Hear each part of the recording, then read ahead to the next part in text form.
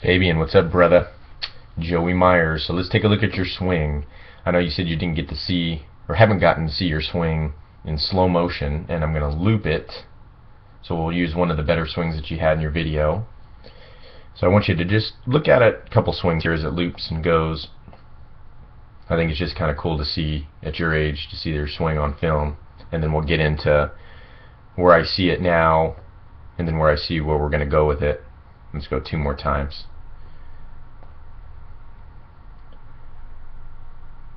Just kind of look at what you've been taught before and what you're seeing. Okay, so let's back it up.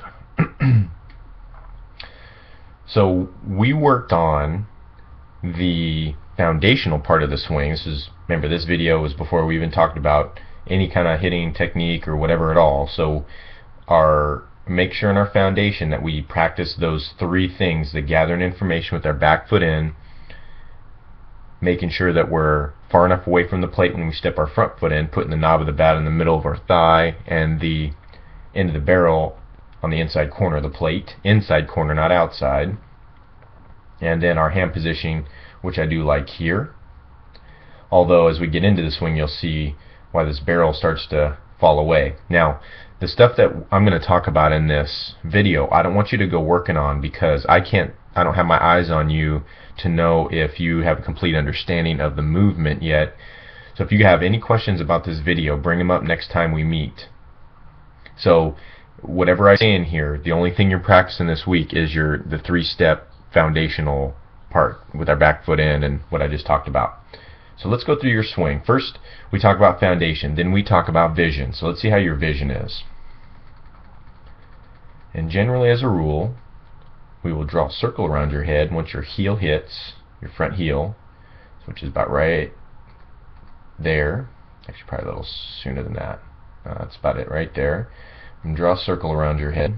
And we want to see that head stay inside that circle, not move down and forward, back, or up. So pretty darn good, man. That's really good. So we have good vision. And let's check out, let me get rid of the circle and see how maybe our eyes are a little bit too far out front. This might be something, if you wanted, this is the only thing that I would allow you to do, but see how your eyes at contact, where the ball is right here, and your eyes are pointing way out in front.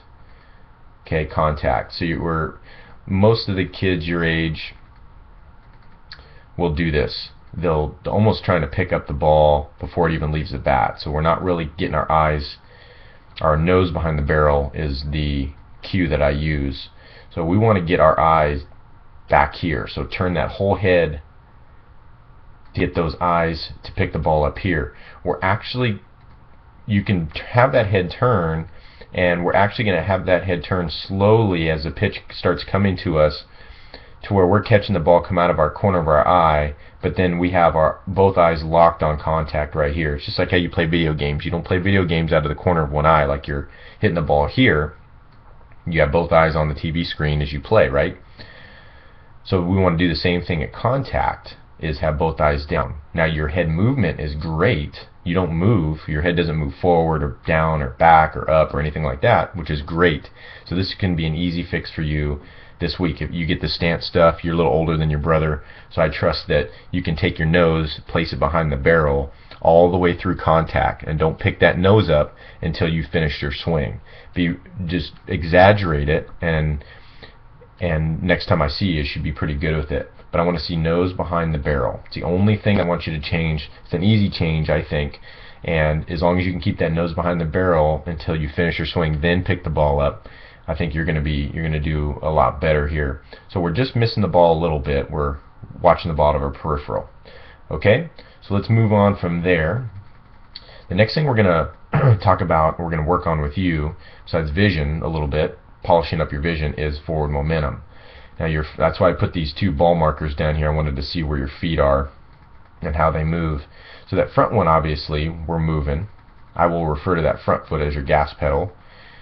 So we're moving forward, but what happens is we kind of sit and stop. We get here, boom, and we kind of start to sit, and we stop our momentum. So we're going to work on that, getting some momentum. Our landing position is actually pretty good. Front toe open, slight bend in the front knee, and then that back foot, when it turns, we're turning from our ankle instead of from our hip. So it could be like a squishing the bug type of thing, where everything's turning all at once. I want to see, we're going to eventually, how we're going to get you to turn is going to be a whole body thing. And that back foot I call the brake pedal. I call the front one the gas, the back one's the brake pedal. So I want to see that actually skip a little bit. We're going to be working on this. I don't want you to work on it until I can get my eyes on you. But your foot's going to skip about 2 inches like a rock on a lake. It's going to actually pick up off the ground, and it's going to move forward. So right now it's just sitting back like an anchoring your this area down here, and not letting you get your full power into the ball. So we're going to work on your footwork. And now what's killing you is our upper body action right now, and that's what's really slowing your swing down. It's making you feel like you're not getting much power because we're swinging a lot of arms. And first off, you start to drift away, or coaches call this walking away from your hand. You can see your hands moving away from your body as your front foot falls forward. And what that does, that's like an ice skater. When they spin with their arms straight out, they spin slower, and when they bring their arms in, they spin really fast. Now this is an arms out. We have to spin, and our arms are out, so it's going to make us go slow. And you can see this front arm starting to bar out, and that's going to put a parachute on our barrel. You also see this barrel moving away from our head. It should actually be this way at this point. So you can see that that's slowing our barrel down. By the time we get to contact, we've had to make some compensations because of lack of forward momentum and different things like that we're going to be putting into your swing, infusing in, and getting your body to download. So your hands are having to work way too much. What we're going to do with your swings, we're going to turn it around to where we're using less muscle, more springy material, the spring material in your body, and using momentum, forward momentum or gravity, to get this bat, unweight it, and get it just flying through the zone here. But I see some good stuff, man. You're definitely an athlete, and you do keep up your exercises. The moves that we're going to work is going to make it so much easier to get in. So keep up the good work, Mr. Fabian. I will see you guys the next time.